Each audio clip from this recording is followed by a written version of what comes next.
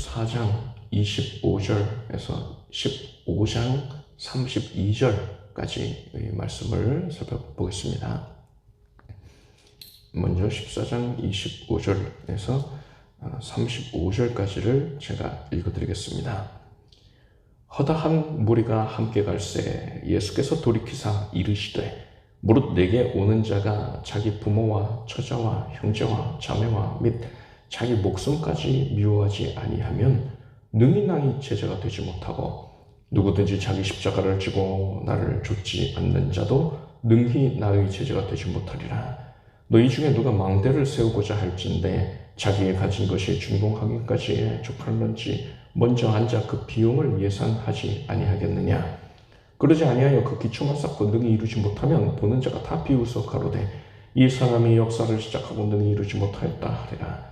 또 어느 임금이 다른 임금과 싸우러 갈 때에 먼저 앉아 1만으로서 저 2만을 가지고 오른 자를 대적할 수 있을까 헤아리지 아니하겠느냐. 만일 못할 터이면 저가 아직 멀리 있을 동안에 사신을 보내어 화친을 정할지니라. 이와 같이 너희 중에 누구든지 자기의 모든 소유를 버리지 아니하면 능히 내 제자가 되지 못하리라. 소금이 좋은 것이나 소금도 만일 그 맛을 잃었으면 무엇으로 짜게 하리요. 땅에도 거름부도 쓸데없이 내어버리느니라. 들을 귀가 있는 자는 들을지어다 하시니라. 예수님께서는 예수님의 제자가 되기 위해서 어떻게 해야 하는가에 대하여 말씀하셨습니다. 예수님의 제자란 넓은 의미로 볼 때에는 예수님을 주인으로 모시고 예수님의 말씀, 그러니까 성경 말씀을 따라서 성실하게 그 말씀을 준행하며 살아가고 있는 모든 성도들을 의미한다. 그러니까 신실한 성도들을 의미한다라고 할 수 있습니다. 그리고 좁은 의미로도 헤아릴 수가 있어요. 좁은 의미로 볼 때의 예수님의 제자는 일생을 바쳐서 주님의 일에 헌신하는 사역자, 그러니까 오늘날의 목회자를 의미한다 할 수 있는 겁니다. 예수님께서는 가족들과 자신의 목숨까지도 미워하지 아니하면 제자가 될 수 없다 이렇게 말씀하셨어요. 이것은 구원받은 성도라면 모름지기 예수님을 가장 사랑해야 한다, 예수님을 가장 사랑해야 하는 것이 마땅하다, 그럴 수밖에 없다라는 의미인 것입니다. 그리고 예수께서는 이어서 망대의 비유를 들어서 말씀하셨습니다. 망대는 멀리까지 내다볼 수 있는 그런 고층 건물입니다. 파수대라고 볼 수 있죠. 적들이 오는 것을 감시하고 또 대비하기 위해서 성벽에다가 항상 높은 망대를 세우는단 말입니다. 그런데 여러분, 이러한 망대를 세우는 데에는 돈이 무척 많이 들어갑니다. 그래서 망대를 세우기 전에는 반드시 돈이 얼마나 들어갈 것인가, 공사 기간은 어떻게 될 것인가, 이런 것들을 꼼꼼히 예상을 하고 계산을 해서 미리 그만한 돈을 마련해 두어야 하는 것입니다. 만약 그렇게 그 비용을 미리 마련을 해두지 않은 채로 공사를 시작해버리면 공사 도중에 돈이 떨어져서 공사를 중단해야만 한단 말입니다. 실제로 헤롯 왕 당시에 수많은 이 건축물을 헤롯이 공사를 시작을 시킵니다. 그런 것 중에 또 예루살렘 성전도 그렇게 되었죠. 여러 공사들을 시작을 합니다. 건축 공사를 너무 좋아했어요, 헤롯이. 그런데 동시다발적으로 여러 공사들을 해놓으니까 돈이 너무 많이 들어가는 겁니다. 그래서 공사를 진행하다가 자금이 부족해져서 공사가 중단된 경우들이 허다했습니다. 그럼 어떻게 됩니까? 여러분, 뭐 도심 가운데에도 고층 빌딩을 짓다가 뭐 파산이 난다든가 해가지고 흉물스럽게 그 골격만 갖춰져 있는 그런 건물들도 있지 않습니까? 그런 거 보면 굉장히 흉측해요. 근데 그런 것들이, 그런 건축물들이 여기저기 방치가 되어 있단 말입니다. 헤롯 때문에 헤롯이 이거 짓자 하고서는 돈도 없으면서 짓자고 그냥 해놨다가 방치가 되어버린 거예요. 그렇게 수년의 세월이 지나면서 세워놓았던 골조들이 다 무너져 내리고 완전히 폐허로 변하게 된단 말입니다. 사람들이 그것을 보면서 헤롯의 무능함을 비웃었다고 합니다. 예수님께서 이런 말씀을 하신 것은, 이것은 앞서 얘기했던 그 좁은 의미의 제자, 그러니까 사역자에게 교훈을 주신 것이다 라고 할 수가 있습니다. 성도가 신앙의 열정이 뜨겁게 타오를 때에 나는 평생을 하나님께 바치는 사역자가 되겠어, 전도사, 목사가 되겠다, 이렇게 결정을 하는데, 즉흥적으로 결정을 해가지고 만약에 그 길을 가게 된다면 어떻게 되느냐? 그 사람이 시험과 혼란을 겪게 될 때에 낙담을 해서 그만두게 된다는 거예요. 그러면 하나님께는 영광이 되지를 못하는 것이고 마귀는 그것을 비웃는 겁니다. 그래서 성도가 사역자가 되고자 한다면 절대로 그것을 즉흥적으로 결정을 해서는 안 되는 겁니다. 반드시 심사숙고를 하고 각오를 단단히 가져야만 하는 거예요. 예수께서는 전쟁의 비유도 말씀을 하셨습니다. 왕이 전쟁을 하기 전에 자신이 상대방에게 승리를 하는 게 가능한가, 그렇지 않은가를 면밀하게 분석을 해보아야 하지 않겠습니까? 전쟁은 나라의 존재할 것이냐 망할 것이냐, 이것이 걸린 중대사예요. 그렇기 때문에 절대로 즉흥적으로 함부로 이 전쟁을 개시 여부를 결정을 해서는 안 되는 것이죠. 심사숙고를 반드시 해야만 합니다. 예수께서 이 말씀을 하신 것은 성도가 사역자가 되고자 하는 것도 나라 간의 전쟁과 마찬가지로 지극히 대단히 중대한 일이기 때문에, 하늘나라에서 볼 때는 대단히 중대한 사건이란 말입니다. 그렇기 때문에 그 성도는 사역자의 길에 들어서기 전에 반드시 그 사전에 심도 있게 고민을 하고 검증이 필요하다, 이 교훈을 주신 것입니다. 그렇다면 성도가 사역자가 되고자 한다면 무엇을 고민하고 검증을 해보아야 하는 겁니까? 단 한 가지밖에 없어요. 이것만 검증하면 됩니다. 뭐냐? 하나님께서 정말로 나를 사역자로 부르신 게 맞느냐, 이걸 확인하는 거예요. 하나님께서 사람을 부르셔서 그에게 사명을 맡기시는 것, 이것을 소명이라고 합니다. 하나님께서 그를 사역자로 소명하신 게 맞다면 이 사람은 더 이상 고민할 게 없어요. 고민해서도 안 됩니다. 내가 아무리 못나고 부족하고 연약하다 하더라도 하나님이 나를 부르신 게 맞다면, 내가 하나님의 부르심에 순종하기만 하면 하나님께서는 반드시 나에게 필요한 모든 능력들을, 은사들을 내려주실 거예요. 따라서 성도가 사역자가 되는 데에 있어서 가장 중요한 게 뭡니까? 하나님께서 부르신 소명인 것입니다. 이거는 내 의지대로 되는 게 아닙니다. 하나님께서 선택해 주셔야 되는 거예요. 자, 소명은 내적 소명과 외적 소명으로 나눌 수가 있습니다. 내적 소명은 그 사람 스스로가 하나님이 나를 부르셨다라는 것을 확신하는 겁니다. 이러한 확신을 갖게 되는 계기는 다양해요. 설교 말씀을 듣는 중에 하나님의 부르심을 직접적으로 확신하게 되는 경우가 있고, 말씀을 읽는 중에 그렇게 될 수도 있고요. 기도 중에 환상을 보게 된다든가, 거룩한 음성을 심령 가운데 듣게 된다든가 해서 그럴 수도 있습니다. 그런데 여러분, 이러한 다양한 방법이 있다고 했는데 어떤 방법으로 소명받았냐, 이건 절대 중요치가 않습니다. 나는 음성을 들었어, 나는 환상을 봤어 한다고 해서 그게 잘난 게 아니에요. 그가 얼마나 완악하면, 제가 얼마나 완악하면 하나님께서 그렇게 나타나셔가지고서는 깨뜨리시겠어요. 그만큼 교만하고 돌이키기가 힘든 심령의 상태이기 때문에, 사도 바울도 그랬잖아요. 지극히 완악하기 때문에 하나님께서 그런 초자연적인 방법을 사용하신 것입니다. 그런 방법이 아니라 하더라도 하나님께서는 얼마든지 말씀이나 설교, 찬양, 그 외에 기도 생활 가운데서, 아니면 다른 신앙의 멘토라고 여겨지는 그들을 통하여서도 하나님께서 감동 가운데 말씀하실 수 있단 말입니다.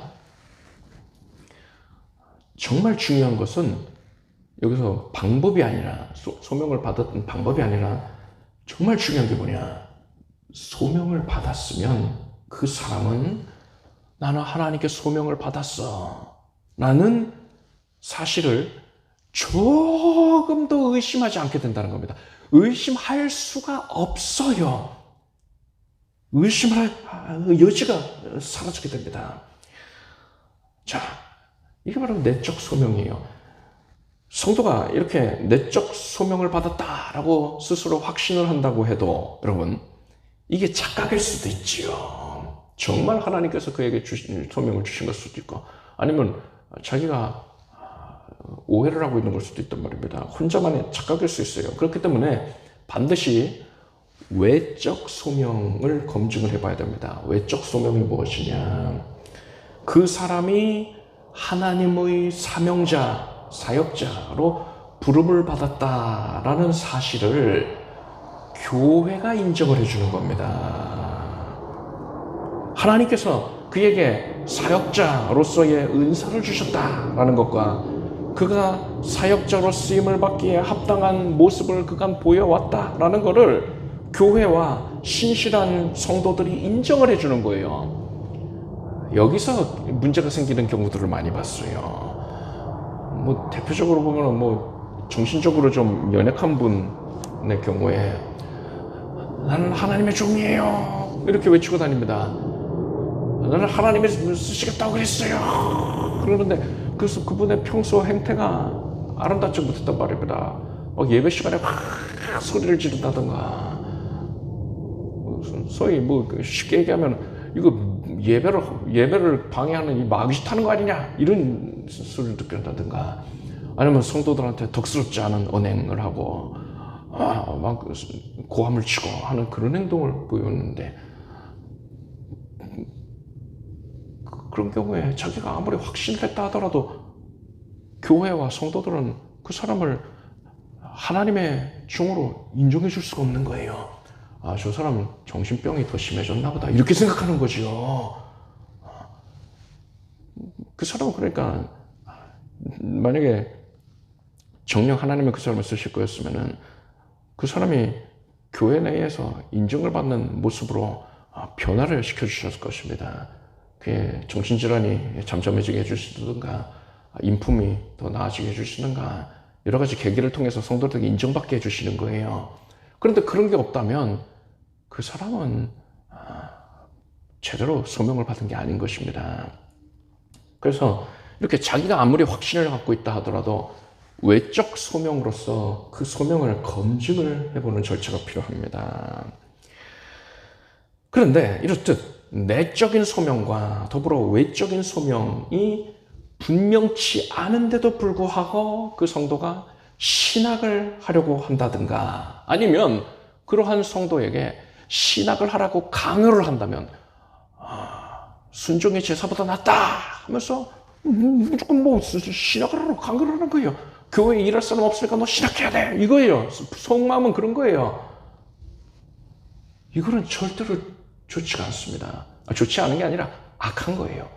하나님 나라를 회방하는 겁니다. 만약에 소명이 분명치 않은 경우라면 오히려 그가 신학을 하려고 하는 것을 적극적으로 만류해야 되는 거예요. 만약에 여러분 목회자가 아니라 신학자가 되고자 한다면 그러니까는 지적인 것에 관심이 많아서 신학을 연구하는 학자가 되고자 한다면 마음대로 신학해도 돼요. 그거는 고민 안 해도 됩니다. 자기 의지대로 그렇게 얼마든지 신학 공부를 해도 됩니다. 된다가 아니라 할 수 있는 거예요. 근데 사역자가 되고자 하는 것이라면 자기가 하고 싶어 하냐 안 하고 싶어 하느냐 이 의지와는 자기 의지와는 상관없이 반드시 소명 여부를 검증을 해보아야 하는 것입니다. 사역자가 되기를 원하는 분이 있다면은 그런 분은 주변 사람들한테 등 떠밀려 가지고 뭐 누구 목사님이 하라고 했어요, 누구 전도사님이 하라고 했어요, 이렇게 등 떠밀려 가지고 그걸 결정해서는 안 되는 것이고요. 반드시 이렇듯 내적 소명이 있는가, 외적 소명을 검증받았는가, 이것을 확인을 해 보아야 되는 것입니다. 예수님께서는 소금이 짠맛을 잃으면 그것을 내어 버린다 라고 말씀하셨습니다. 이것은 예수님의 제자된 자는 제자로서의 정체성을 유지해야 된다라는 의미입니다. 이제 좁은 의미뿐 아니라 넓은 의미의 제자들에 적용되는 거죠. 모든 성도들에게 적용되는 겁니다.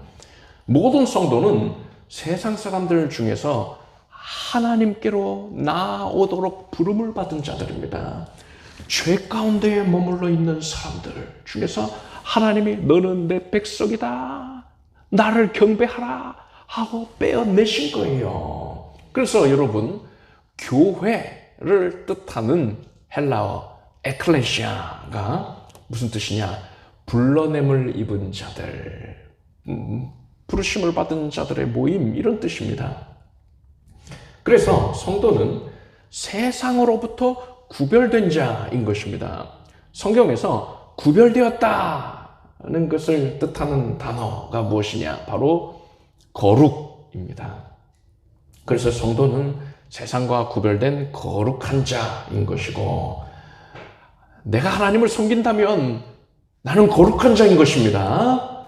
그래서 성도라는 한자어도 거룩할 성의 무리도인 거예요. 영어로는 saint라고 합니다. 성스러운 자인 거예요. 이렇듯 거룩함, 세상과 구별됨이 바로 성도의 정체성인 것입니다. 음식에 소금이 아주 작은 양이라도 들어가게 되면 대번에 여기 소금 들어갔구나, 이걸 알 수 있습니다. 마찬가지예요. 마귀가 좋아할 만한 상황이 펼쳐지고 있는 가운데에 성도가 그 자리에 들어가게 되면 거기서는 영적인 스파크가, 이 불꽃이 마구마구 튀어야 되는 것입니다. 생각해 보십시오. 술자리의 분위기가 한창 달아올라 있어요. 그런 자리에, 그런 음탕한 자리에 여러분이 정말 어쩔 수 없이, 자기 의지와 상관없이 어쩔 수 없이 거기에 참석을 하게 됐습니다. 그런데 여러분이 그 자리에 함께 하게 되니까 술자리의 분위기가 더 달아오르고 술맛이 살아난다면 그러면 좋겠습니까? 그럼 될까요? 여러분이 그 술자리에 앉는 그 순간에 거기에 있는 사람들은 저 사람은 크리스찬이구나, 나도 가끔 교회 가기는 하는데 이거 왠지 술 마실 마음이 싹 사라지네, 이거 왜 이렇게 죄책감이 들어, 저 사람 뭐야, 이런 반응이 나와야 되는 거예요. 그리고 여러분, 사람들이 함께 모여서 뭔가 이 악한 일을 도모할 때에 의로운 자를 해치는 일, 거짓말을 하려고 모의를 하고 있는 그런 상황인데, 거기에 그 사람들이 이 사람은 교회 다닌다면서 우리랑 함께하고 있네, 뭐 우리랑 다를 바가 없구나, 이런 말이 나온다면 안 되는 거예요. 이런 생각을 그들이 하게 된다면 안 되는 겁니다. 세상과 구별된 삶을 살라는 것은 세상으로부터 격리된 삶을 살라는 게 아닙니다. 세상의 악한 시류에 휩쓸리지 말고 하나님의 자녀답게 살라는 거예요. 그렇게 행동하라는 것입니다. 세상 사람들과 교류하십시오. 얼마든지 교류를 하십시오. 그렇지만 내가 그들에게 동화되는 게 아니라 세상 사람들이 나로 말미암아 변화되도록 그들을 이끌어 주어야 된다는 거예요. 여러분, 손가락을 입에 대보면 어떻습니까? 무슨 맛이 느껴져요? 제법 짭짤해요. 하나님께서 우리 육신에 이렇듯 이미 소금기를 두신 겁니다. 우리는 육신에만 이런 짠맛을 갖고 있어서는 안 돼요. 육신만 소금기를 가지고 있어서는 안 됩니다. 여러분의 영혼이 짠맛을 내게 되기를 바랍니다. 여러분은 세상과 구별된 거룩한 삶을 살기를 바랍니다. 자, 이제 이어서 15장 1절에서부터 7절까지 제가 읽어드리겠습니다. 모든 세리와 죄인들이 말씀을 들으러 가까이 나오니 바리새인과 서기관들이 원망하여 가로되 이 사람이 죄인을 영접하고 음식을 같이 먹는다 하더라.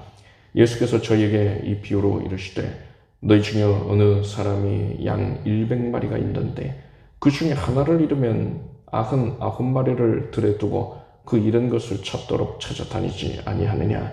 또 찾은즉 즐거워 어깨에 메고 집에 와서 그 벗과 이웃을 불러 모으고 말하되 나와 함께 즐기자. 나의 잃은 양을 찾아노라 하리라. 내가 너희에게 이르노니 이와 같이 죄인 하나가 회개하면 하늘에서는 회개할 것 없는 의인 99을 인하여 기뻐하는 것보다 더하리라. 예수님께서는 사회적으로 냉대를 받고 있는 그런 세리, 그러니까 세금 징수원과 죄인들, 그들을 가까이 하셨습니다. 바리새인과 서기관들은 예수님께 찾아와서 어떻게 죄인을 영접하고 음식을 그들과 같이 먹을 수 있느냐 하면서 비난하기도 했단 말입니다. 이에 대하여서 예수께서 잃어버린 양의 비유를 말씀하셨습니다. 어느 목자에게 양이 100마리가 있었습니다. 그런데 그 중에 한 마리를 잃어버려서 목자는 잃어버린 양을 찾기 위해서 애를 썼어요. 목자는 가시덤불을 헤치고 양을 찾습니다. 그래서 가시에 찔려서 피를 흘리기도 했고요. 목숨을 걸고서 위태로운 절벽을 기어 올라가기도 했습니다. 저 위에 양이 매달려 있으니까 거기에 올라가는 거예요. 그러고서는 결국에는 양을 구해냈단 말입니다. 목자가 크게 기뻐합니다. 그 잃었던 양을 어깨에 메고 돌아옵니다. 그리고 친구들을 불러서 잔치를 했어요.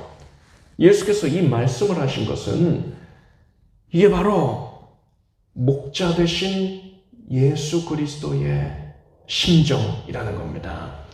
예수님께서는 의인 99명이 예수님께 영광을 돌리는 것보다도 죄인 하나가 회개해서 구원을 얻어 의인이 되는 것을 더욱더 크게 기쁘게 여기시는 것입니다. 이런 내용을 이제 계속 자세히 살펴볼 것입니다. 8절에서 10절까지 제가 읽어드리겠습니다. 어느 여자가 10 드라크마가 있는데 하나를 잃으면 등불을 켜고 집을 쓸며 찾도록 부지런히 찾지 아니하겠느냐. 또 찾은즉 벗과 이웃을 불러 모으고 말하되 나와 함께 즐기자. 잃은 드라크마를 찾아노라 하리라. 내가 너희에게 이르노니 이와 같이 죄인 하나가 회개하면 하나님의 사자들 앞에 기쁨이 되느니라. 예수님께서 잃어버린 드라크마의 비유를 말씀하셨습니다. 드라크마는 당시에 사용되던 동전입니다. 한 여인에게 10 드라크마가 있었어요. 그 중에 하나를 잃어버렸습니다. 그래서 이 여인은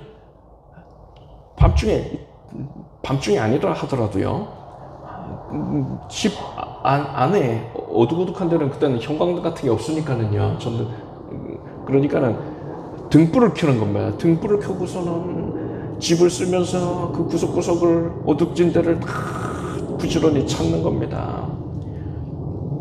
아니 뭐 동전 하나 잃어버린 거 가지고 뭐 500원 정도 되나? 뭐 그런 동전일 것 같은데 뭐 그렇게 요란스럽게 굴어 이렇게 생각하실 수도 있는데요. 여러분, 이 여인이 이렇게 절박한 마음으로 동전을 찾는 이유가 있습니다. 당시에는 신랑이 결혼 예물로서 신부에게 드라크마를 선물로 주곤 했습니다. 그래서 여인이 갖고 있었던 이 10드라크마는 평범한 동전이 아니라 남편이 자신에게 주었던 그 사랑의 징표였던 거예요. 이 여인은 그것을 잃어버리게 되었으니까 그것을 찾기 위해서 얼마나 많은 노력을 했겠습니까? 예수님께서는 이 여인이 드라크마를 찾는 그 심정으로 회개할 죄인들을 찾고 계시는 것입니다. 그리고 죄인 하나가 회개하면 예수께서는 말로 형언할 수 없을 정도로 크게 기뻐하신다는 거예요. 예수님께서 이렇듯 잃어버린 양의 비유와 잃어버린 드라크마의 비유를 말씀하신 이유가 무엇이겠습니까?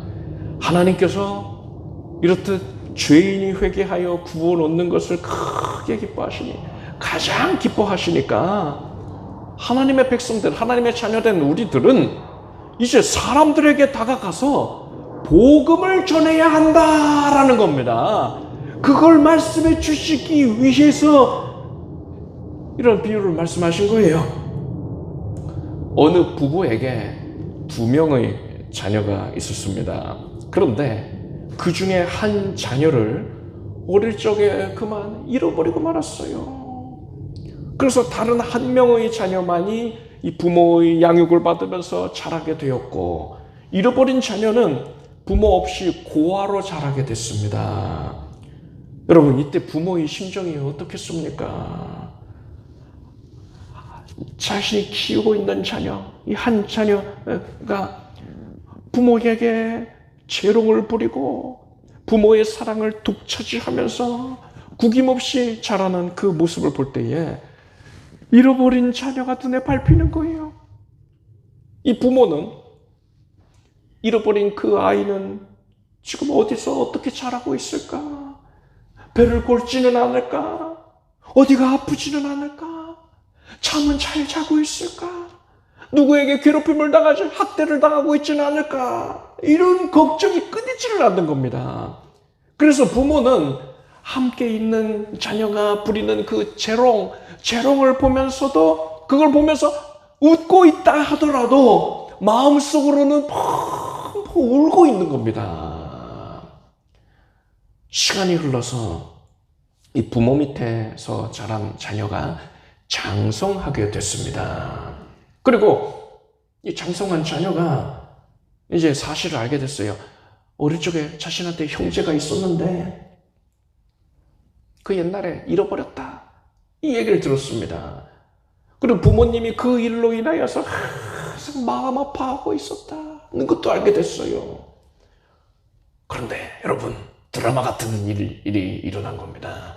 이 자녀가, 부모와 함께 자란 이 자녀가 어떤 계기로 인해서 자신이 평소에 잘 알고 지내던 어떤 사람이 자신의 잃어버린 형제였다라는 사실을 알게 됐어요. 자, 그렇다면은 이제 이 자녀는 어떤 생각을 해야 합니까? 나는 부모님 밑에서 사랑을 받고 아무런 부족함 없이 자랐는데 나의 형제는 고아로 자라났으니 얼마나 고생이 많았을까? 그는 내가 누렸던 그 사랑을 경험해보지도 못했을 것이고 서름을 받으면서 자라지는 않았을까? 이 생각에 이 사람은 자신의 형제를 향해서 몹시도 안타까운 마음과 불쌍히 여기는 마음, 그것을 가져야 되는 거예요. 그리고는 지체치 말고 그에게 찾아가서 나의 부모님이 바로 너의 부모님이다, 우리는 한 형제다, 이 사실을 알려주고 그 사람을 붙잡고서 부모님께로 데려와야 되는 거예요. 그런데 만약에 이 사람이, 그러니까 부모 밑에서 자란 이 사람이 잃어버렸던 형제를 찾게 되면은 부모님이 나한테 관심을 덜 갖게 되지 않을까? 나중에 유산을 받을 때도 내가 적게 받게 되는 거 아니야? 이런 생각을 한다던가. 에이, 부모님은 지금까지도 모르고 잘 살았는데 뭐 앞으로도 모르고 사시는 게 마음 편할 거야. 이렇게 생각을 해서 그 형제를 부모님께 데려오지 않는다면 이 사람은 이 형제와 부모에게 큰 죄를 짓는 거예요. 씻을 수 없는 죄를 짓는 거예요. 우리가 이런 패역한 모습을 보이고 있는 건 아닌가를 돌아봐야 되는 겁니다.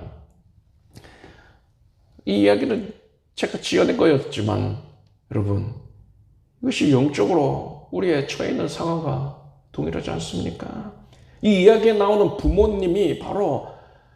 부모가 바로 예수 그리스도세요. 부모가 자녀를 잃어버리면 이 평생 동안 가슴에 못을 박은 채로 살아간다고 합니다. 예수님은 자녀를 잃어버린 부모의 심령이시기 때문에 그 잃어버린 자녀를 찾기 위해서 친히 십자가에 못 박히는 고통을 당하셨단 말입니다. 괜히 그것을 당하신 게 아니에요. 자식이 좀 부모의 심정이기 때문에 그런 거였어요. 우리는 이러한 예수님의 심정을 헤아려야 합니다. 나이가 들어서 철이 든 자녀라면 반드시 그래야 되는 거지요. 그래서 우리는 잃어버린 형제와 자매들을 향해서 나아가야 됩니다. 그들이 바로 여러분의 믿지 아니하는 가족들인 것이고, 믿지 아니하는 이웃들인 것이고, 믿지 아니하는 친구들인 거예요. 우리는 그들에게 나아가서 너는 더 이상 고아가 아니야. 하나님이 너의 아버지이시다. 예수님이 너를 사랑해서 너를 구원하려고 목숨까지 내어주셨어. 하나님이 너를 사랑하시고 나도 너를 사랑한다. 이렇게 전해줘야 되는 거예요. 만약에 그렇지 아니하고 뭘 귀찮게 전도를 하냐, 그렇게 유난을 떠냐, 뭐 전도를 한다 해도 믿으려고 하질 않을 거야, 이렇게 생각하고 단념을 해버린다면 이게 바로 앞에 이야기에 나오는 그 부모 밑에서 자란 사람이 보일 수 있는 그런 배판 모습인 겁니다. 그건 하나님과 또 그 사람에게 큰 죄를 짓는 것임을 우리는 알아야 합니다. 여러분은 잃어버린 자녀를 찾고 계시는 예수님의 심정을 헤아리게 되기를 바랍니다. 그래서 이제 여러분의 주위에 있는 믿지 않는 이들에게 나아가서 예수님이 그들을 애타게 애끓는 심령으로 찾고 계시다는 그 사실을 알려주기를 바랍니다. 그들을 믿든 안 믿든 응하든 안 응하든 간에 반드시 알려주고 그들을 이끌어야 돼요. 그들을 예수께로 데리고 나옴으로써 하나님의 자녀로서의 당연한 도리를 감당하는 우리가 되길 바랍니다. 11절에서부터 32절까지 제가 읽어드리겠습니다. 또 가라사대 어떤 사람이 두 아들이 있는데 그 둘째가 아비에게 말하되 아버지여 재산 중에서 내게 돌아올 분깃을 내게 주소서 하는지라. 아비가 그 살림을 각각 나눠 주었더니 그 후 며칠이 못되어 둘째 아들이 재물을 다 모아가지고 먼 나라에 가 거기서 허랑방탕하여 그 재산을 허비하더니 다 없이 한 후 그 나라에 크게 흉년이 들어 저가 비로소 궁핍한지라. 가서 그 나라 백성 중 하나에게 붙여 사니 그가 저를 둘러 보내어 돼지를 치게 하였는데 저가 돼지 먹는 쥐염 열매로 배를 채우고자 하되 주는 자가 없는지라. 이에 스스로 돌이켜 가로되 내 아버지에게는 양식이 풍족한 품꾼이 얼마나 많은고 나는 여기서 줄여 죽는구나. 내가 일어나 아버지께 가서 이르기를 아버지여 내가 하늘과 아버지께 죄를 얻었사오니 지금부터는 아버지 아들이라 일컬음을 감당치 못하겠나이다. 나를 품꾼의 하나로 부숴서 하리라 하고 이에 일어나서 아버지께로 돌아가니라. 아직도 상고가 먼데 아버지가 저를 보고 측은히 여겨 달려가 목을 안고 입을 맞추니 아들이 가로되 아버지여 내가 하늘과 아버지께 죄를 얻었사오니 지금부터는 아버지 아들이라 일컬음을 감당치 못하겠나이다 하나 아버지는 종들에게 이르되 제일 좋은 옷을 내어다가 입히고 손에 가락지를 끼우고 발에 신을 신기라. 그리고 살찐 송아지를 끌어다가 잡으라. 우리가 먹고 즐기자. 이 내 아들은 죽었다가 다시 살아났으며 내가 잃었다가 다시 얻었노라 하니 저희가 즐거워하더라. 맏아들은 밭에 있다가 돌아와 집에 가까웠을 때에 풍류와 춤추는 소리를 듣고 한중을 불러 이 무슨 일인가 물은데 대답하되 당신의 동생이 돌아왔음에 당신의 아버지가 그의 건강한 몸을 다시 맞아들이게 됨을 인하여 살찐 송아지를 잡았나이다 하니 저가 노하여 들어가기를 즐겨 아니하거늘 아버지가 나와서 권한데 아우시께 대답하여 그러되 내가 여러 해 아버지를 섬겨 명을 어김이 없거늘 내게는 염소 새끼라도 주어 나와 내 벗으로 즐기게 하신 일이 없더니 아버지의 살림을 챙겨 함께 먹어버린 이 아들이 돌아오매 이를 위하여 살찐 송아지를 잡으셨나이다. 아버지가 이르되 예 너는 항상 나와 함께 있으니 내 것이 다 내 것이로되 이 내 동생은 죽었다가 살았으며 내가 잃었다가 얻었기로 우리가 즐거워하고 기뻐하는 것이 마땅하다 하니라. 어느 아버지에게 두 아들이 있었습니다. 그런데 둘째 아들은 아버지에게 자신이 받을 유산을 미리 달라고 그렇게 요청을 했어요. 유산을 분배하는 것은 아버지의 임종 직전이나 임종한 이후에 하는 것이지 않습니까? 그런데 아버지가 이렇게 건강하게 살아있는데도 불구하고 유산을 달라 했으니까 이것은 대단히 패역한 것이고 폐륜적인 짓입니다.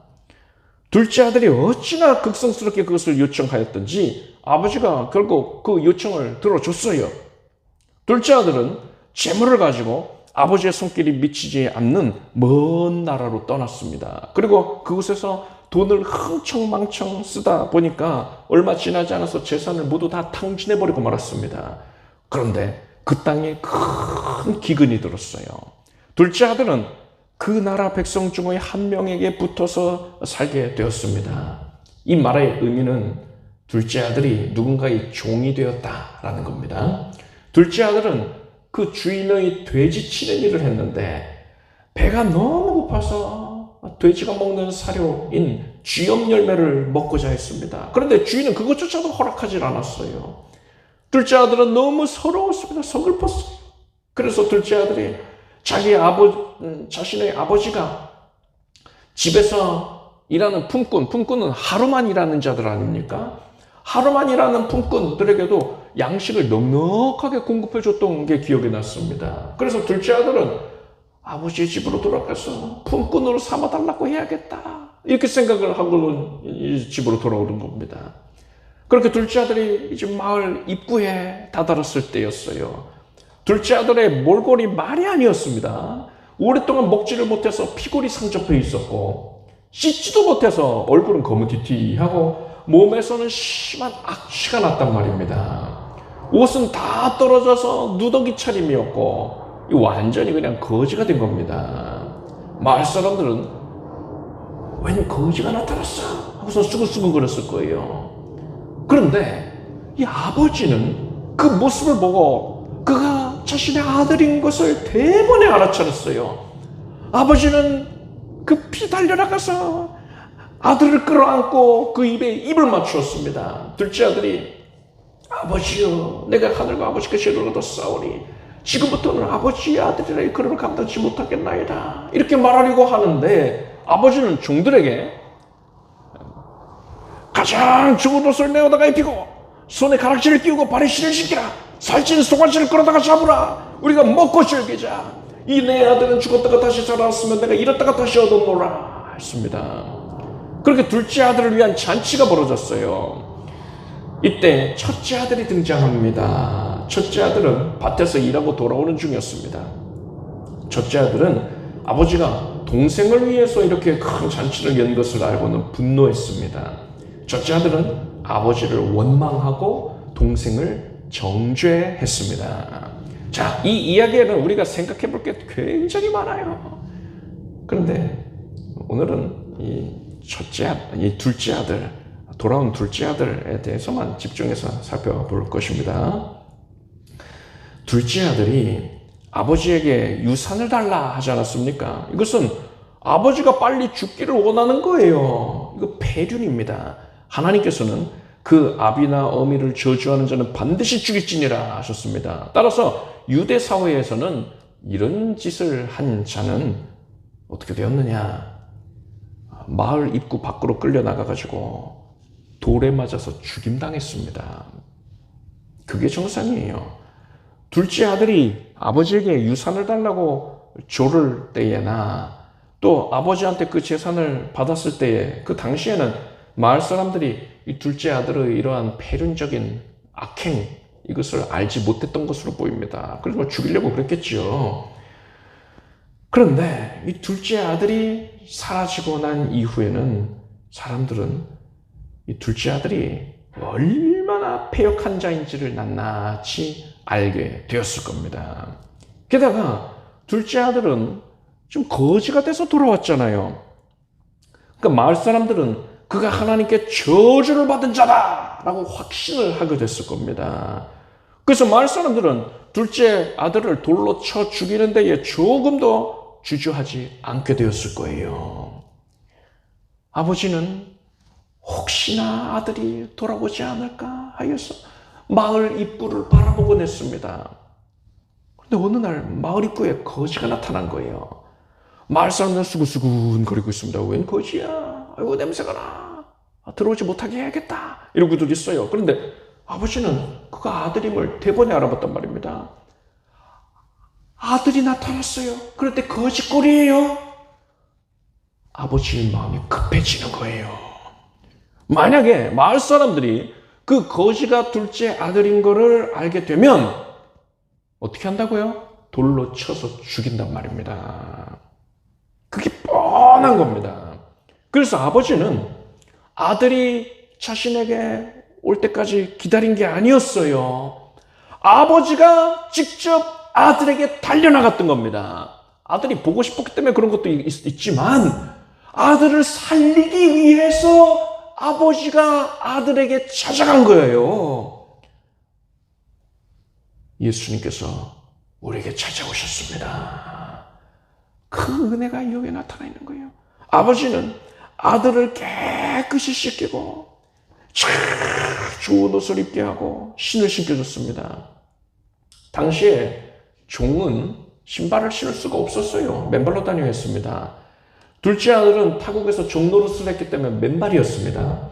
그런 둘째 아들에게 아버지가 신발을 신겨준 것은 아들의 지위를 회복시켜줬다는 것을 의미하는 겁니다. 마을 사람들은 마을에 나타난 거지가 둘째 아들이래 이 얘기를 듣고는 그를 정죄하는 마음이 가득해졌을 겁니다. 분노가 일었을 거예요. 그런데 아버지는 그런 마을 사람들 앞에서 보란듯이 큰 잔치를 여는 겁니다. 둘째 아들을 위한 잔치였어요. 그 모습을 보고 둘째 아들을 정죄하던 자들은 아니 아버지가 이렇게까지 환대를 하니까 이거 뭐 폐륜이다, 폐역한 죄인이다 이렇게 뭐 죄를 묻기가 멋쩍어진 거 아닙니까? 그래서 더 이상 그 둘째 아들을 정죄할 엄두를 내지를 못하게 되는 겁니다.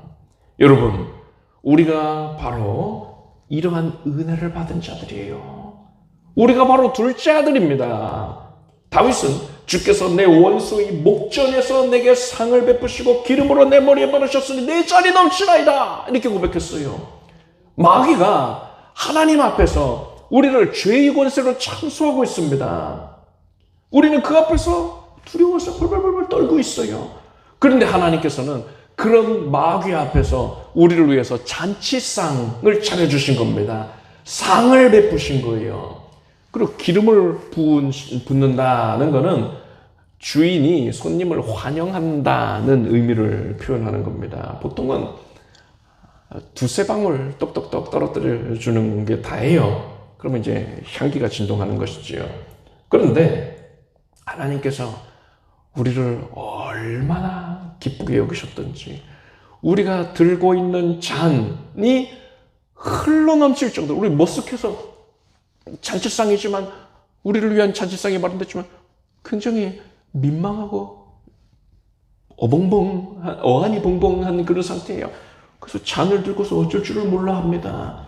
마귀는 계속 우리를 노려보고 있지요.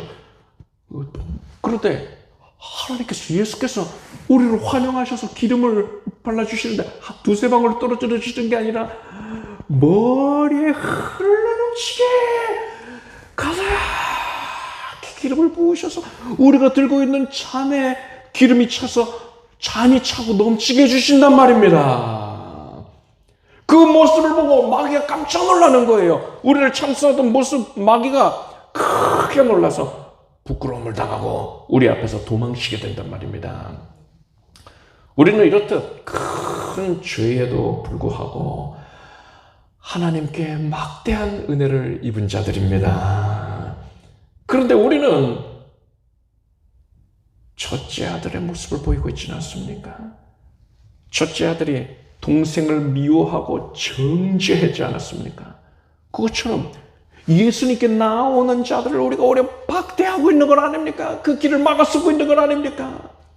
여러분은 큰 죄로부터 구원해 주신 하나님의 은혜를 감사하게 여기고 이제 다른 이들을 예수께로 그 은혜를 그들도 누릴 수 있도록 그들을 예수님께 적극적으로 인도하는 그러한 역할을 감당하게 되기를 바랍니다. 기도하겠습니다. 하나님, 예수 그리스도의 심정을 알게 해주셔서 감사합니다. 이제 예수 그리스도의 그 심정을 우리가 소유하기를 원합니다. 예수님, 잃은 자녀를 그리워하는 부모의 마음처럼 예수께서 잃어버린 양을 찾기를 원하고 계시니 하나님의 백성들, 하나님의 자녀된 우리가 그들을 예수께로 이끄는 데에 최선의 노력을 다해야 할 줄 압니다. 이런 절박함을 갖게 하여 주시옵소서. 예수님의 이름으로 기도드립니다. 아멘. 모두 일어나시기 바랍니다. 가슴에 손 얹으시고 아픈 곳에 손 얹으시고 간절한 소원을 마음에 품고 기도하겠습니다. 하나님, 우리 안에 예수 그리스도의 심정이 가득하여지길 원합니다.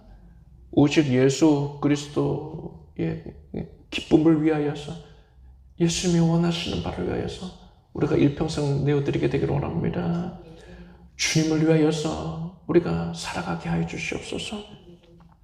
우리 각자의 삶 가운데에 상황과 환경과 형편 처지 가운데에 성령께서 개입하셔서 이제 하나님의 뜻을 이루소서 우리의 삶 자체가 복음 증거의 수단이 되게 하여 주시고 믿지 아니하는 모든 이들에게 우리의 삶이 표대가 되어서 그들을 예수께로 이끌 수 있게 해주시옵소서. 주여, 이것을 위하여서 간절히 구합니다. 주의 자녀들의 영혼력을 능력으로 강력해 주시옵소서. 마음이 고침받고 육신이 나음받게 해주시옵소서. 특별히 질병 연약 가운데에 고통당하고 있는 성도들을 교육해 주소서. 하나님께 구합니다. 주여, 암세포를 사라지게 해주시옵소서. 항암 치료시는 성도들 예수 그리스도의 은혜로 깨끗게 하여 주시옵고 모든 치유가 수술과 항암 치료와 그 이후에 모든 전 과정 예수 그리스도의 손길에 다 맡겼으니 예수 그리스도께서 깨끗게 해주시나이다. 하나님께서 일체의 후유증이 없도록 하나님께서 일체의 부작용이 없도록 지켜주시리라. 면역을 온전케 해주시고 온갖 질병의 틈 못하게 해주시옵소서. 몸의 세균과 바이러스가 사라지게 해주시고 주의 자녀들이 늘 강건하여서 하나님의 일에 매진하는 데에 어려움이 부족함이 없게 해주시옵소서. 하나님께서 우리 각 성도들의 가정 가운데에 구원 얻는 복을 내려주시고 잃어버린 이 백성들 주께로 달려나올 수 있게 이끌게 해주시옵소서. 우리의 이웃들에게 우리가 알고 지내는 모든 이들에게 그들에게 예수 그리스도의 눈물을 증거하게 하소서. 사랑을 증거하게 하소서. 보혈을 증거하게 하소서. 그들을 주께로 이끌기에 힘쓰게 해주시옵소서. 하나님께서 살아계십니다. 우리의 삶 가운데에 우리 각 가정 가운데에 온 교회 가운데에 하나님의 살아계심을 드러내 주시옵소서. 어둠을 멀리하시고 모든 곤비함을 가져온 문제들을 해소하여 주시옵소서. 물질의 어려움이 해소가 되고 이제는 넉넉해질 것이고 장막의 문제도 다 해소가 될 것이며 삶의 현장 가운데서 복을 받을 것이고 산업의 현장 크게 흥황케 될지어다. 하나님께서 모든 연약을 제하시고 이제 강함되게 해주시옵소서. 혼사를 주장하여 주시옵고 믿음의 가정을 일구고서 하나님께 크게 영광을 올리게 해주시옵소서. 예수님의 이름으로 기도드립나이다. 믿음대로 될지어다. 이렇게 박수 올리겠습니다. 잘 앉으십시오. 준비하신 예물을 정성된 마음으로 드리겠습니다. 드리신 예물을 위해 기도하겠습니다. 하나님, 작정된 마음으로 주의 뜻에 순복하기를 결단한 마음으로 예물을 올렸습니다. 헌신하였습니다. 하나님께서 주신 것입니다. 하나님께서 받으시고 각별히 비옵기는 우리 교회의 온 성도들의 삶이 크게 흥황케 되고 기름지고 부욕케 되어서 신령한 복과 기름진 복이 넘치게 되어서 하나님께 드리기를 작정하게 하여 주시옵소서. 드리는 분량이 더해지게 주시옵소서. 예수님의 이름으로 기도드립니다. 아멘.